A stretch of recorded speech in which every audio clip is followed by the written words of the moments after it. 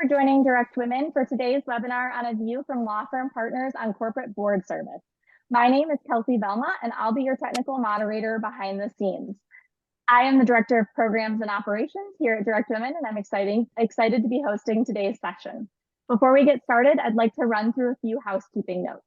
You all should be able to see the screen right now and hear my voice. Attendees, however, are muted, so although all of you can hear me, we cannot hear you. That said, you can still ask questions, and we encourage you to do so. Please submit your questions using the Q&A feature in the Zoom console, not the raise hand or chat features. Feel free to submit questions at any time during today's program. Today's webinar will be approximately 1 hour with 45 minutes of content, followed by a few minutes for Q&A. Links to our speakers' biographies will be provided in the chat once the program has begun. Lastly, there will be a short survey at the end of the webinar that we hope you will complete. It'll take 2 to 3 minutes tops, and it's only 4 questions. With that, I will turn it over to the moderator of today's program, Eve Howard. Eve? Thanks, Kelsey, and hello, everyone, and thanks for joining us today for a view from law firm partners on corporate board service. I see that our attendance numbers are still growing, and we welcome everyone to come in and enjoy this terrific program. My name is Eve Howard, and I'll be your moderator today. I'm a partner and the global head of the capital markets practice, as well as a former regional managing partner for the Americas at Hogan Lovells. I'm also a 2020-2021 alumna of the DirectWomen Board Institute, and now a member of the DirectWomen Board of Directors.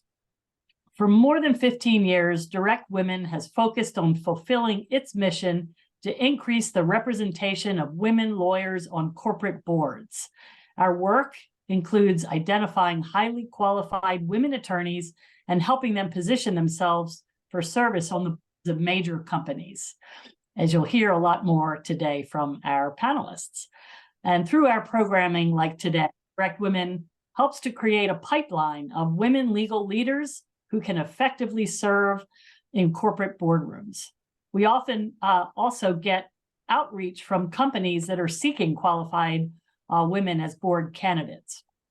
So without further ado, I'm very pleased to introduce our esteemed panelists today, Mary Cranston, Christine LaFollette, and Alice Young. Mary is the chair emeritus at Pillsbury Winthrop Shaw Pittman. She currently serves on the boards of the Kemmers Company, TPG Inc., and Go Health. And she's previously served on numerous other boards, including Visa, CSAA Insurance, and Myocardia, just to name a few.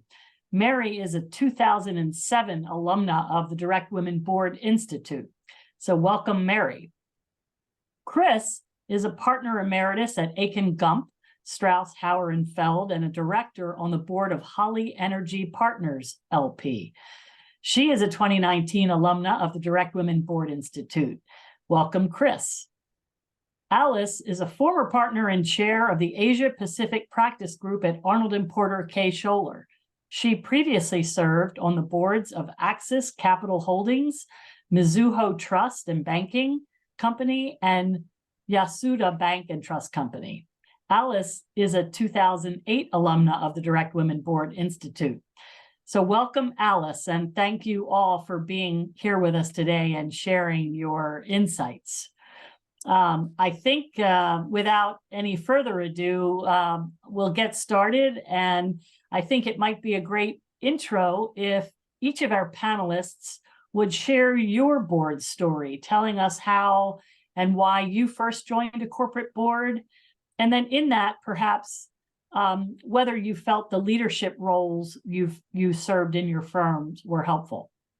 So who would like to start? On my screen, I'll start. Let's see, Mary. Okay. Okay. I think I'm the longest serving corporate director, so that's probably appropriate. And when I became chair of Pillsbury, I was 50 years old. And I sort of started thinking about boards because I had the rare pleasure of having one of my senior women partners, Tony Remby, who had served on boards. It was a very rare thing to do for women, and especially women lawyers in those years. But she kind of encouraged me to think about it.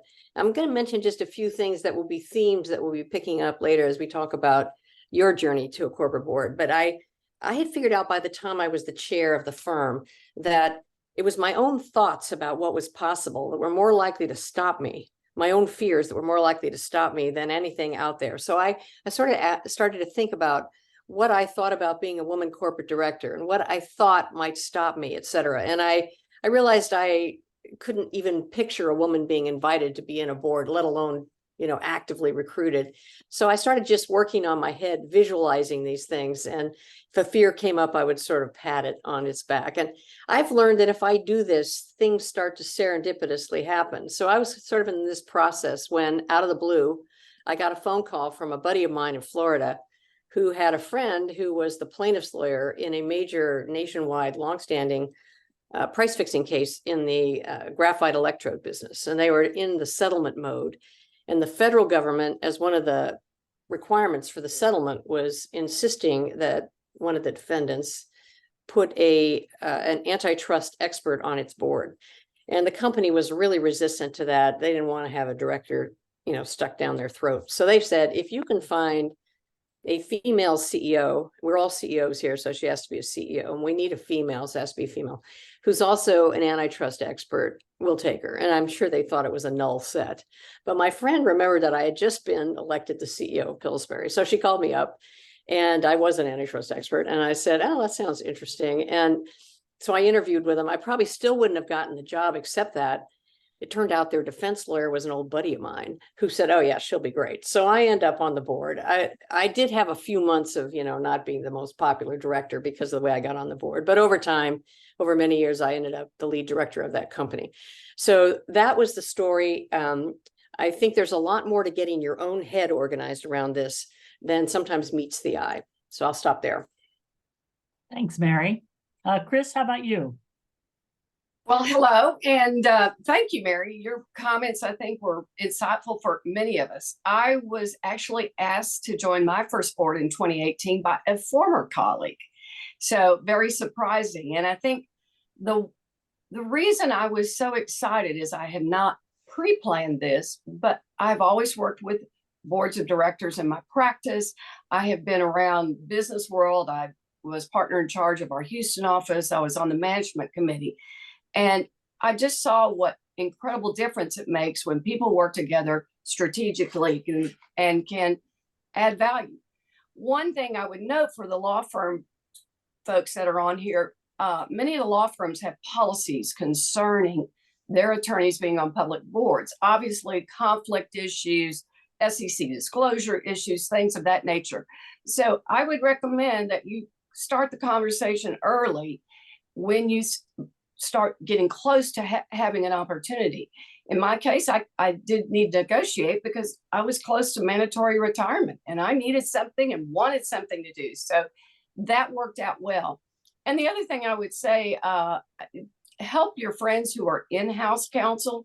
They have opportunities too, but remind them to go talk to their CEOs. It is a great thing for the law firm folks and the in-house counsel to serve on boards.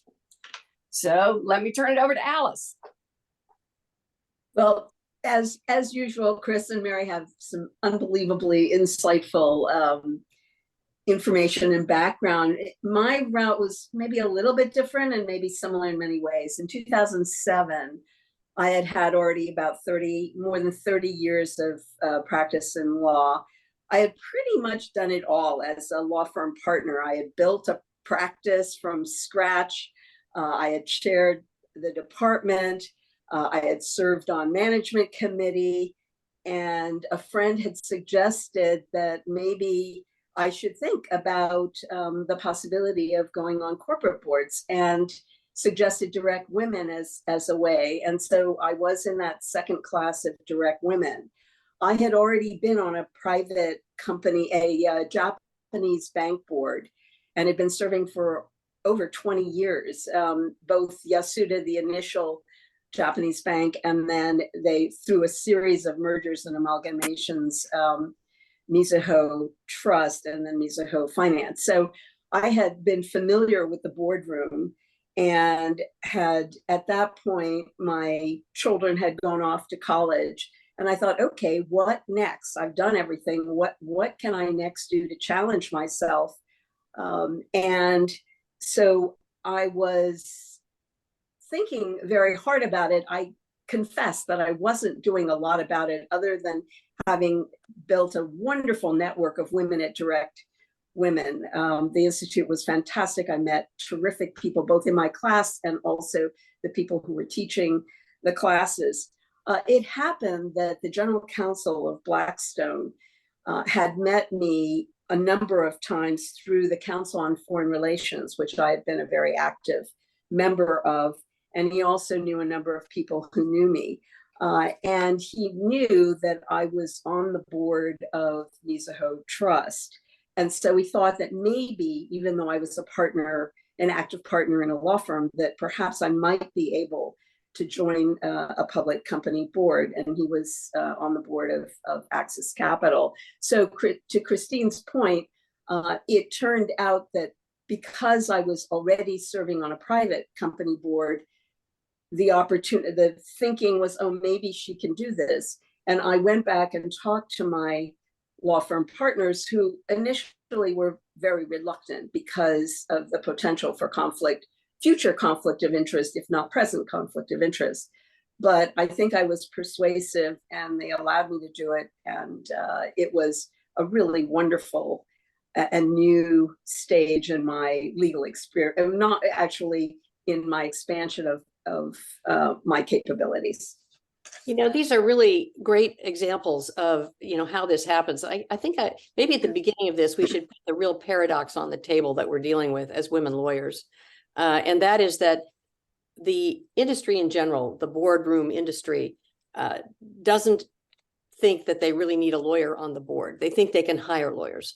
My own experience after many years is that sophisticated, strategic women lawyers are about the most powerful additional thing you could put in a board. And so I think this is a highly worthy thing to be thinking about. And honestly, the world needs you on these boards. So while it does require a little more effort to figure out how to get there, I urge you to do it. It's important. I think that oftentimes there's a desire that boards are searching for people who have what Mary calls CEO experience, leadership abilities, and P&L experience. And I think, therefore, it's probably a good idea, if you have an opportunity, to do whatever you can to develop leadership skills that show that you can demonstrate.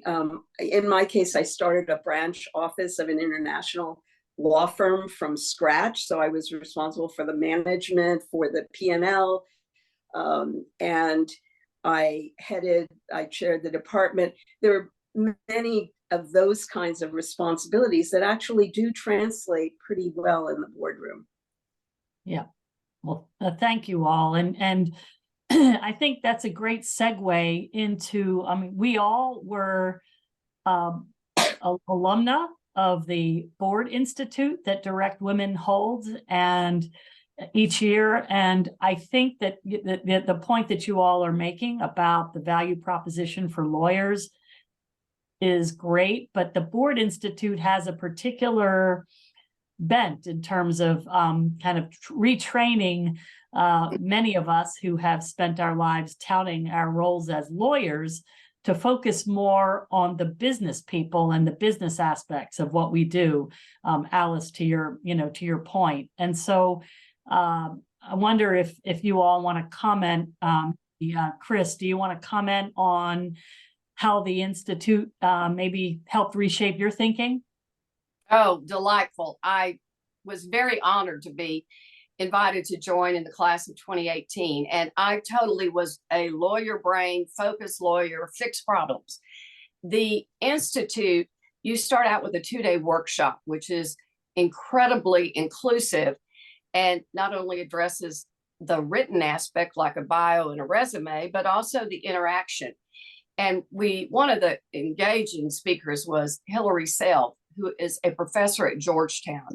And she just kept reminding us over and over and over again, take off your lawyer hat. You want to be a business director. And even little things like writing your resume and bio, We're not writing a resume to go to another law firm. We are writing a resume that says, why am I valuable strategically? So don't list all the lawyer awards and the lawyer articles unless it's, very business oriented. And I think the other huge thing is that the confidence. We practice learning to speak up. Quite often lawyers are only talk when asked, but as a director, you need to find your voice, be comfortable. So we did practice rounds, and that's very good. And finally, I think, the confidence, the ability, yes, we can do this. And yes, as was said earlier, we need women directors. And I will say it quite often, they're looking for a female director. Okay, pick me, I'm good with that. But I will prove to you why that was a good decision. And the last thing I think that was really important is that we focused on networking. And as Alice said, with our classmates, with the teachers, but everybody you cross paths with, clients included. So those were some huge takeaways that I refreshed myself if I start slipping back into being, because I'm not the lawyer on the board. They have an in-house counsel. I'm a business director. Yeah.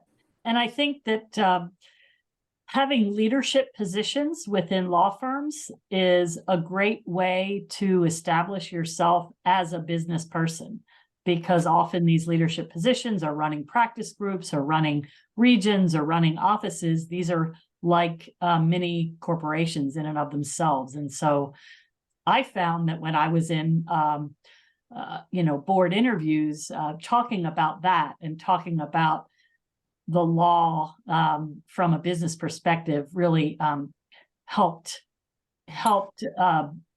the interviewer see me as a business person and not another GC that they would be hiring. So, Yeah, if I could just shape this a little bit, I think, you can almost feel like an imposter if you think, okay, now I've got to present myself as a business person. I'm really alert. Ironically, once you get on the board, your many, many years of being in boardrooms and having seen every piece of shit that can come down the pike, you will be absolutely the top of the trees in terms of your sophistication about how to deal with any problem that comes. So don't feel like you're going to feel like you're in over your head.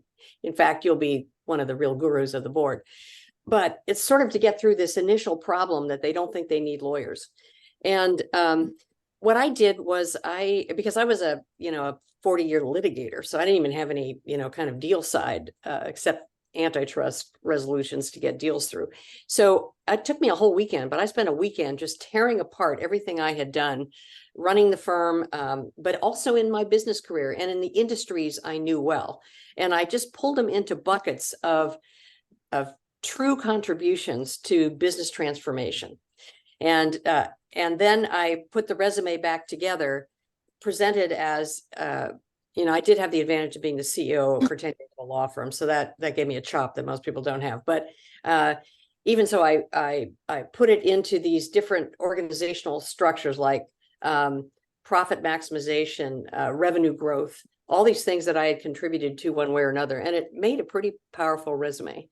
And the same thing when you go in for a board interview and you've had the opportunity to interview for a job, the most powerful thing you can do is, read up on the company so you know what their real problems are. And then you get the person you're interviewing to tell you what the problems are. And you're just sitting there listening and just saying, well, in this situation, we tried this, if you tried that. And all of a sudden they will be seeing you as this powerful idea and solutions generator that they don't have on their current board, because that is our depth and secret sauce. We've seen a lot, and I always get the job when I do that. So I offer that. Thanks, Mary. Alice, let me ask you, you had a lot of international experience in your career, and did you leverage that? How did that help you in your board search and experience? I think in this day and age, you can't touch anything domestically that doesn't have some kind of international repercussions. And in my practice as an international lawyer specializing in Asia, I handled every kind of industry sector I was familiar with Asia and how business, and had business contacts and government contacts. I had actual on the ground experience, having been in offices in Asia. And I had a kind of secret sauce, I guess, which was the cultural sensitivities. I happen to speak Japanese and Chinese and French. English is my best language. But I found that more and more boards were interested in having a little more of an international component. And therefore, I was able to emphasize the fact that I had this very broad-based experience. It was Europe as well as Asia, but the focus was more on Asia. And I think that in the future, even though we are going back and forth with trade wars and all kinds of problems internationally, the fact is the world is shrinking. We are going to have to deal with a lot of different companies, approaches, cultures. And so having that sensitivity, a lot of boards don't have people who have that experience and capability. So if you've got it, flaunt it. Yeah, Alice, I agree. And I found that to be the case myself in serving on our International Management Committee, working alongside European and Asian, partners and understanding what the different risks and, sensitivities were in the different markets. I found very useful. So, and I would add your clients. Yeah, go ahead, Chris. I was going to say your clients, many of our clients are international. And so not having the incredible experience like Alice, at least being able to say I represented a company that had operations in 20 countries and you were attuned to all those important factors. So slip that into the resume when you're describing some of the boards you serve on. Yeah. Let me shift gears a little bit, and it covers actually one of the questions that's come into the Q&A. Do you have advice for mid-career women lawyers considering board service, and do you think there's a sweet spot for when you would start to get serious about a board search in terms of your progression in your career? Chris, is that while you're well, I think the one thing for sure is start now. Learn. As a mid-career lawyer, it took me mid-career to figure out how to practice law. I always felt like there was so much going on. But now you're in mid-career and you've got the law practice, manageable. So start thinking about, what do I do next? And you are in the prime spot. I would think it is helpful if you're a partner or a senior of counsel, because I do think experience helps. But for me, what I would encourage you is learn as much as you can about different aspects of a company, different risks, different things to do. And I would say participate in education program, not just CLE. For example, there's a program, NACD, National Association of Corporate Directors. I helped found the Houston chapter. Lots and lots of programs about issues of how and what to do about being a director. And also, for those of you in mid-career, it's a good time to start on nonprofits, not just business nonprofits, but community.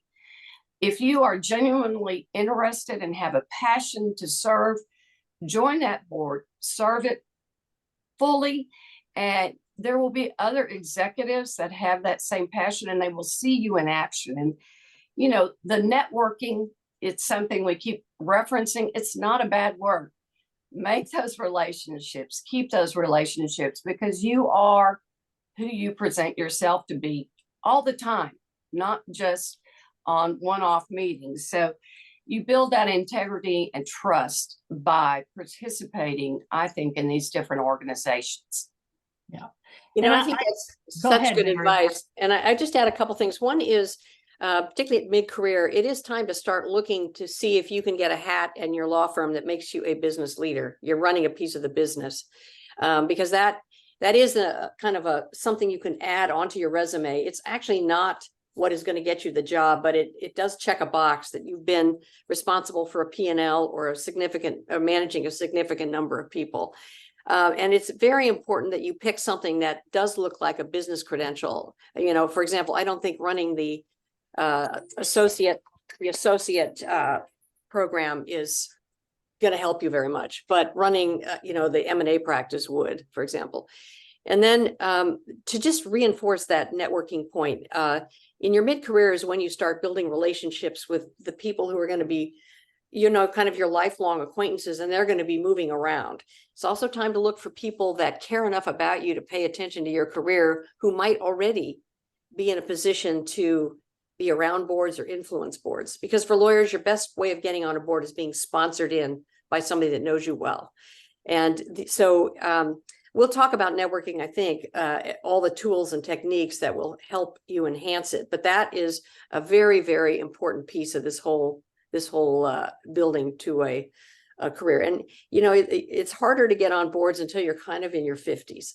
So, that's sort of when you really have to start doing it. And there are age limits at the other end. So most boards have an age limit of 70 or 75, and they want to hire people that have a run room of at least 5 to 8 years. So, it's kind of that window between 50 and 64 that you need to be thinking about these board careers.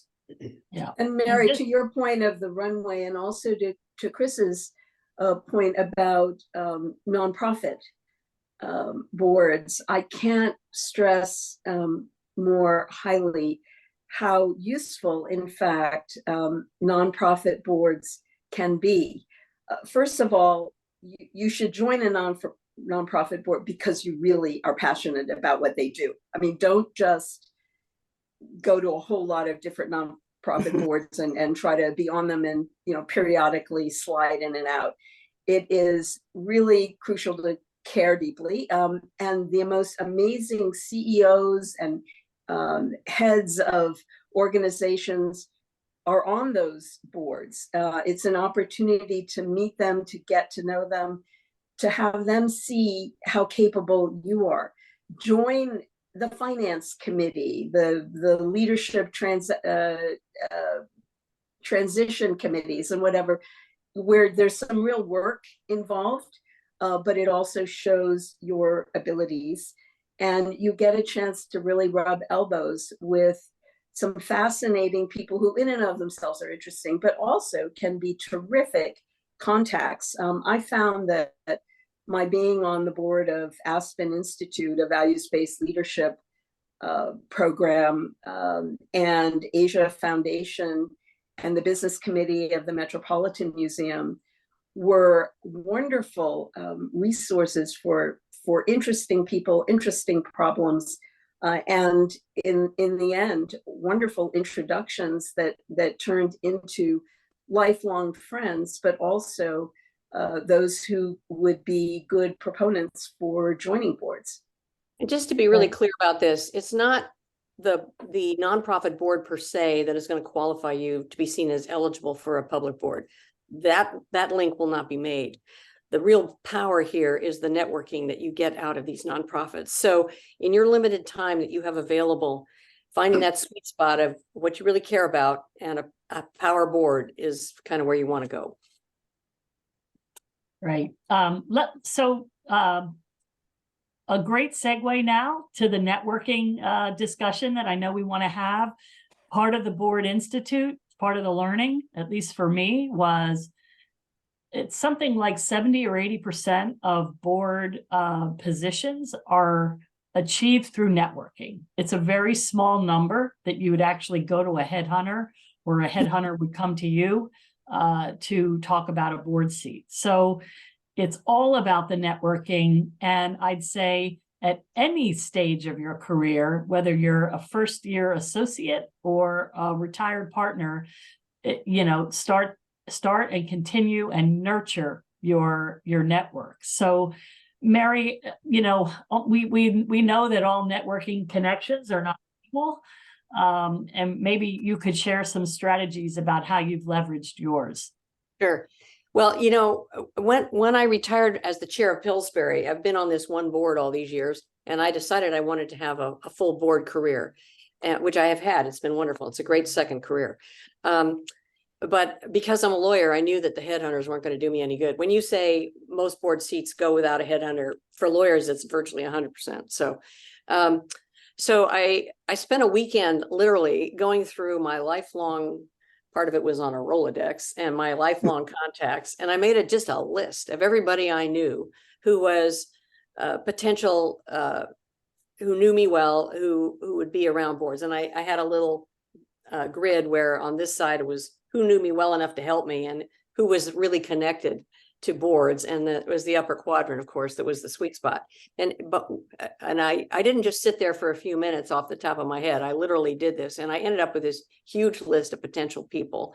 And I actually engaged myself to have a game plan for the next 2 months, where I just made appointments to see these people. Some people I hadn't seen in 15 years, but you know, if you know them well enough, it's really great to reconnect. It's quite an energizing process, actually.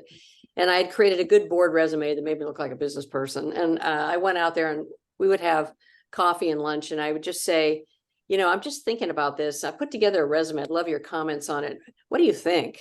And they'd start talking. And frankly, if it was easy, it wasn't too difficult, and they had some ideas, they would introduce me immediately. So it was quite, you know, it was a compounding kind of experience.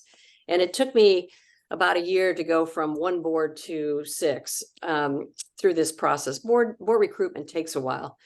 And, you know, it kind of surprised me. I honestly didn't think of myself as having that particularly strong a network. And then once you get on boards, then you get into the network of networks world. So once you're on a couple boards, if you end up with some capacity, the first place you go to think about new boards is your fellow board members. They're a great network. That's why the first one is harder. After that, it gets to be pretty easy to find some more boards. So you know, and it's you know, one of the interesting things that came, my daughter wrote a book called How Remarkable Women Lead when she was at McKinsey, and it was a study of the first generation of women who broke through into being CEOs and what they did that was different. They had 5 patterns. The one pattern that really leaped out was these women had learned to network like a guy, which means they had no fear about asking for help. There is a true measurable difference in the way men and women are enculturated in this country. Men feel completely free to ask for this kind of help. Women always feel like they aren't quite invited to the party, and it takes a little, you know, of your power wampum to do it. And you know, that women shouldn't trade on their friendships, which is something we just have to get over. And it is this exact characteristic of being able to do it. And what guys do is it's kind of a quid pro quo. You know, I'm going to help you now. And in these lunches, I would always say, anything I can do for you. I've always loved working with you. It's so great to reconnect. I'd love to do some other things. How could I help you? And it just, it's so easy once you start, and you'll find it to be quite fun. Now you're really busy. You have no time for this. What I would do anytime I wanted to make a transformation in my life, I would recognize that I was going to have to devote, if this was my first priority, if I really wanted to make that switch, 10% of my time every week would go to this activity. And, you know, you can always fit a 10% mover into your schedule if it's that important to you. And, you know, it takes off from there. Great. Great advice, Mary. Chris, do you have, or I'm sorry, Alice, did you want to jump in? Mary was stories. much more focused than I was, but I have to say I had to be a little focused for a different reason, which was coming out of the mid-70s as a young woman and minority coming out of law school, where nobody really wanted, but sort of were forced to think about possibly hiring women or minorities. It was an uphill battle trying to develop business. And so I was forced to, from an early age, to network in order to find business. And I'll tell you one anecdote about how tough it was. I remember going to one of these big parties that they always have with the bankers, and you know, everybody, it's at a big, usually in a ballroom of a large hotel. And it was the first couple that I went to, they were 99% men. And so I dressed in my little black suit and went to these events and tried to introduce myself. And inevitably and invariably, this didn't happen just once or twice, they would look at me and say, "Oh, could you refresh my gin and tonic?" Yes. Thinking that I was the waitstaff. the wait staff, because I was wearing black, and I was the woman, and there were no other women in the room. So I decided I had to change how I approach people. I started wearing a scarf, and then they would ask me what airline I flew. And that I decided, okay, that's not going to work either. So I started wearing, guess what? Red, colors that were brighter, so that at least they wouldn't think I was the wait staff. You develop, despite the fact that I was Asian American, and culturally, we just, as Asian Americans, don't feel that comfortable barging in on people, asking for business, whatever. It's culturally considered kind of unacceptable. And then as a woman, the combination could have been the death knell. Double whammy. But I did learn to develop an approach, to develop contacts. And I started early on because I had to survive from a business perspective. But then it became very natural, and it became part of what I enjoyed: meeting people, learning about them, listening to them, finding out what they really needed as opposed to what they said they needed. And as a result, became a much better lawyer and a very good candidate for boards. And so I think that there is this, I now have a Rolodex, I'm old school, so I address book of about 10,000 people. Do I know every single person by face? No. But what it is the ability to, and I keep notes on people. So when there is an opportunity to help somebody, I have the notes to say, okay, I know somebody who might be able to help you in this arena. They also have been unbelievably helpful to me over the years. And it's a favor bank, but it's not really. As Mary says, it's quid pro quo, but it's more of a, okay, I don't know how I might need you in the future, but here's something I can help you with. And later on, then you ask, and it's an easier ask. So I think that building that network from very early, you can start it as a first or second year lawyer. You don't have to start when you're 50. I think, in fact, it's better not to start when you're 50, but then it becomes a habit. So I want to just reinforce that. I think what you just said about the being able to introduce people to people they might find helpful, that is the most powerful quid pro quo little thing you can do. It's because it's interesting, people that somebody else could find really valuable, and it's an amazing help to everybody. It's one of those things that makes the networks work. Yeah, great insights. And one of the things that occurs to me as you, Alice, as you were speaking and talking about leaning into this kind of behavior that didn't come naturally to you, that to me, it's like building a muscle, and once you do it and you continue to do it, it gets really strong. And I'd say I've experienced that in different in a lot of similar situations. So it's a great advice. Let's see. What, Chris, in this, what do you do? You all get approached as current board members about other board opportunities, additional board opportunities, and some of them may not be the right fit, or something that you're not interested in. How do you sift through those kinds of opportunities that come your way? Eve, I think that's an excellent point we want to touch on, because you don't want to just jump because someone says, would you be on your board? You do your background and your homework. But my first piece of, don't self-eliminate. Don't look at the board description or hear that first inquire and say, I'm not qualified. No, I don't know anything about your XYZ business or your industry. Well, you are all self-starters. You're all self-learners. You could go, as Mary said, read a 10K, learn about the company, but really allow yourself to dig in and see, could I do this? And remember, men always say they can do everything. So be bold. We can do it. We can do it. But then if you're thinking, well, it may not be right for me, why are you saying that? Is it culture? Do you think, well, I'd be the first woman on the board? Great, do it. You can make a difference. Or is it time? Does it require a lot of traveling? Those are fair points you want to take into consideration. Because if you accept, you've got to be, all in. But then the tough point, when you go through all those factors and you say, this really isn't going to work, that's the gentle discussion.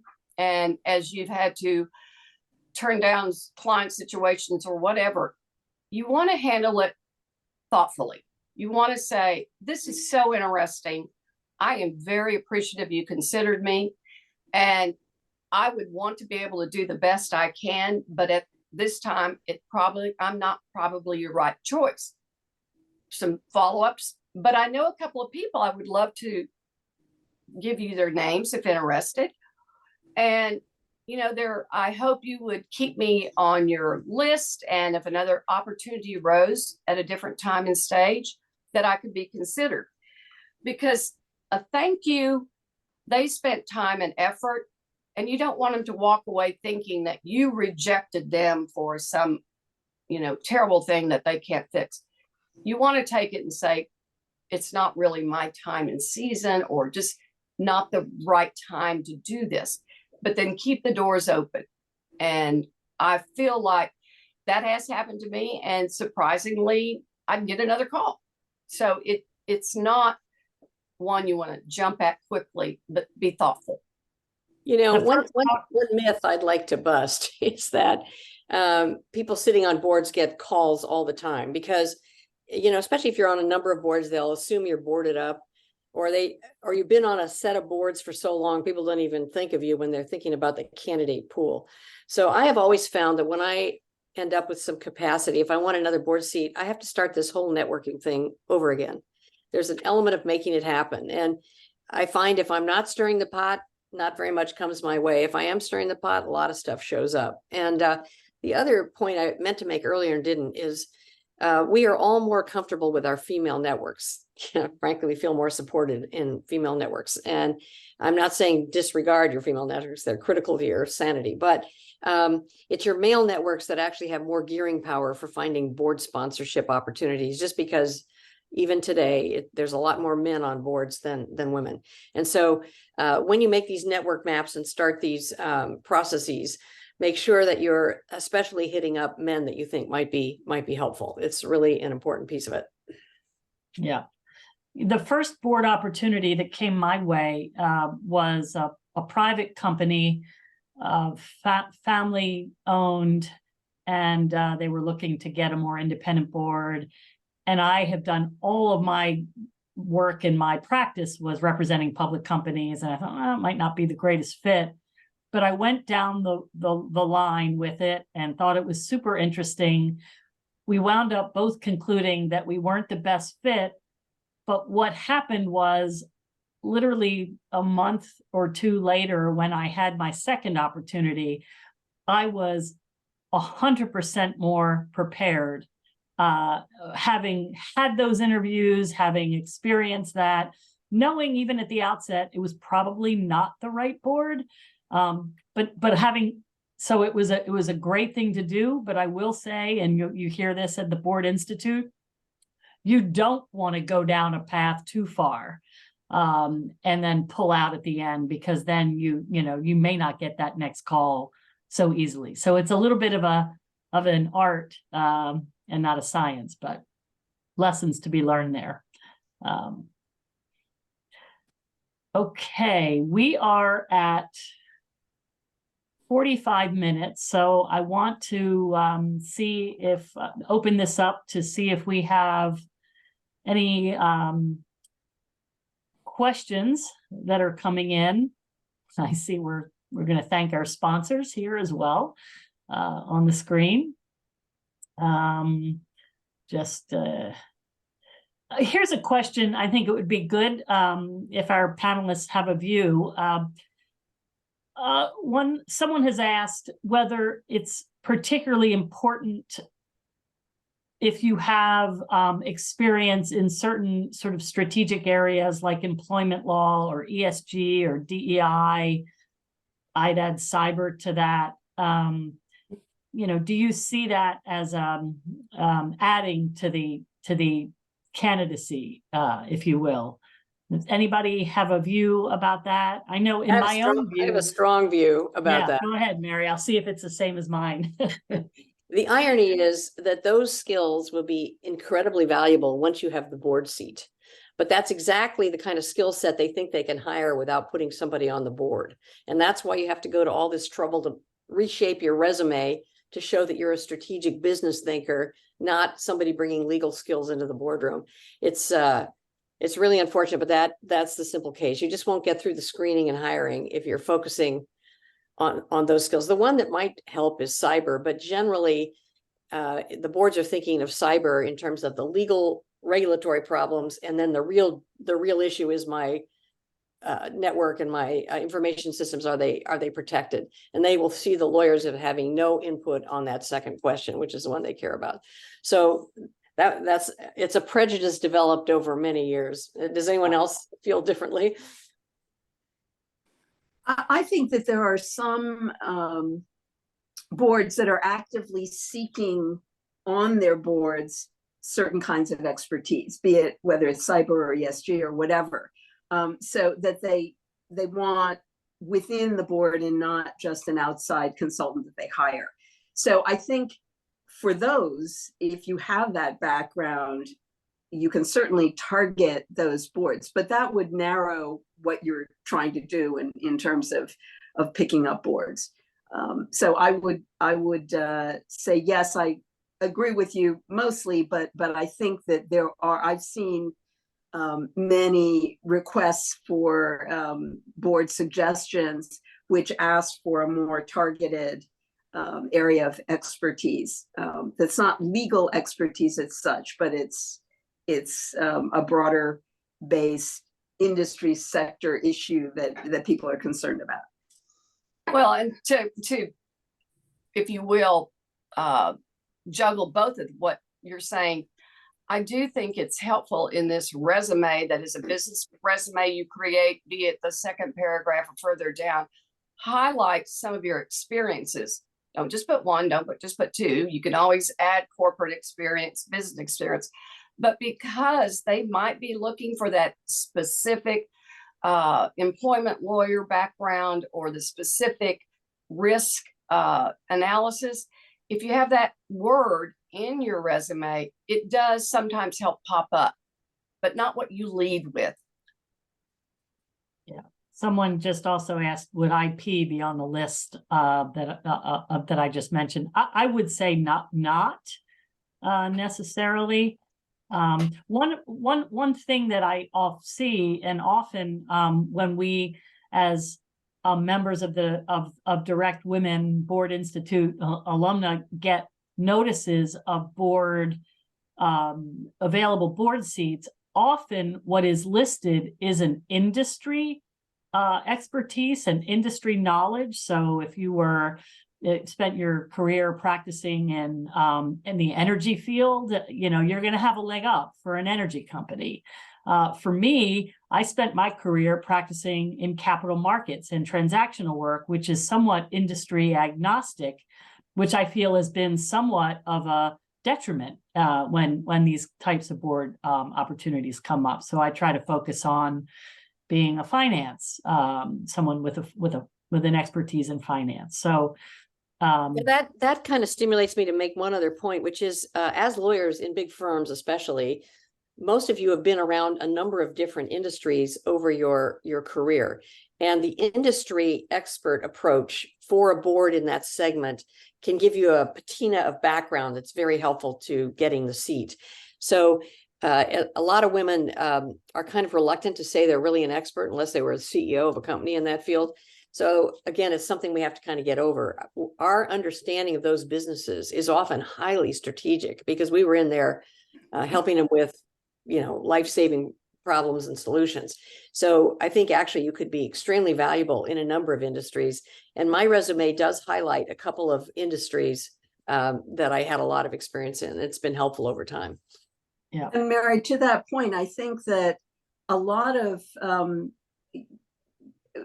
there's a lot of specialization that's going on, which maybe makes it a little bit more difficult. But in my particular arena, because I handled so many different industry sectors, even though I was not deeply knowledgeable in any one of them, I had enough experience where I saw a variety, for example, of distribution networks, different ways to do business. And as we go into AI and all these changes, the more you've seen of a broad base of different ways of doing business, I think that has a certain appeal that just a singular industry sector background doesn't have. So I would suggest that you can use that broad-based background as an advantage, because you can pick and choose different approaches or understand different business approaches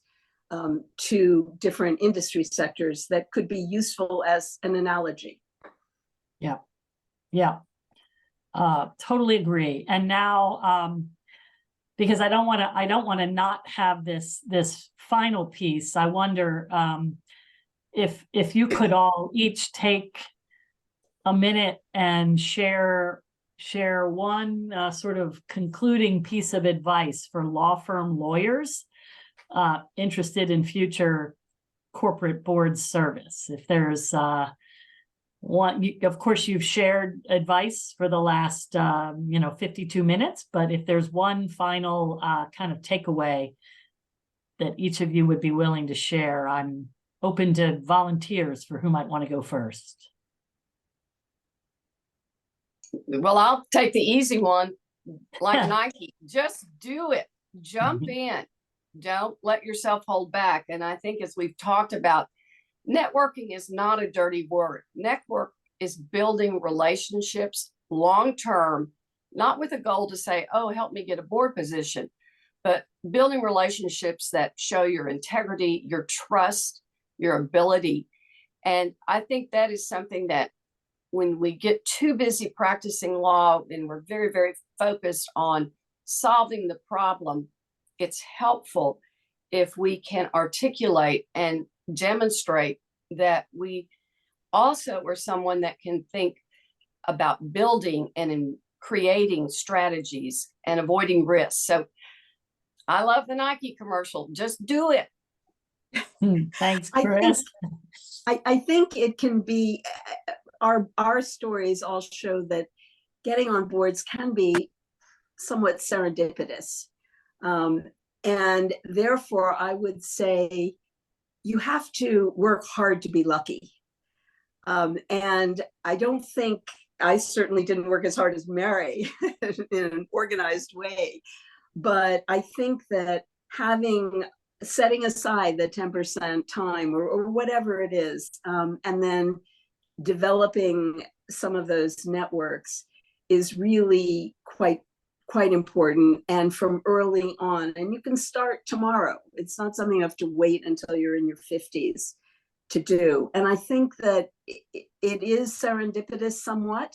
There's no clear rail path, but it can make for very interesting networks that will benefit you regardless of whether you land that board seat or not. I guess I'd like to just end with where I started, which is, I think from my many years of experience now, I do think strategic women lawyers are absolutely the gold standard in terms of enhancing the experience and the diversity and the sophistication of the thought on a board. And the world does need us, and I think it's definitely a worthy thing to put your time into.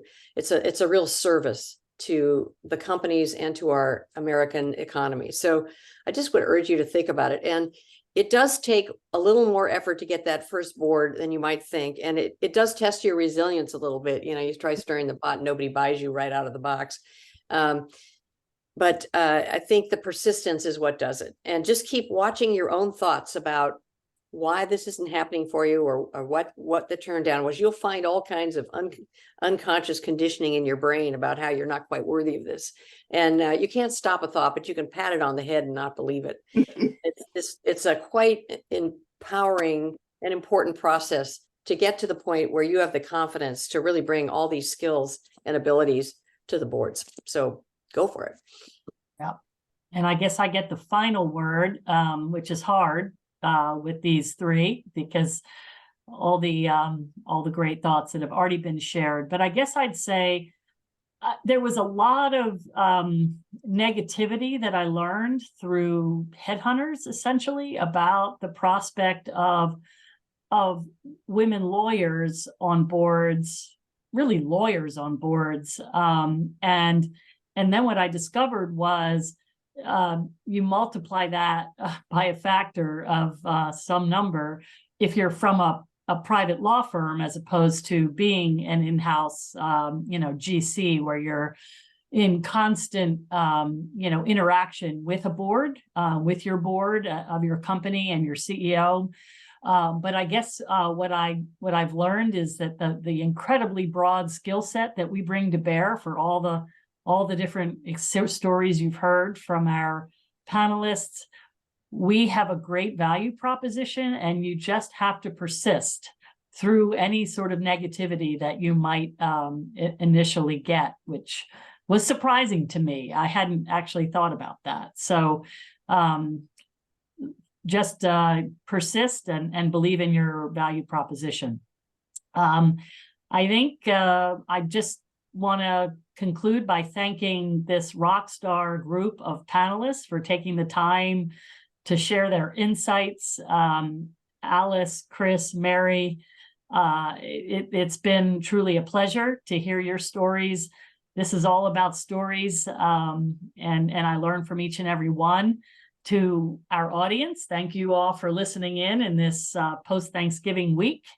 Hope everyone had a nice holiday and is gearing up for a terrific end of the year. As we look to 2024, you'll know that DirectWomen will have a lot of interesting webinars that'll come your way. So please stay tuned.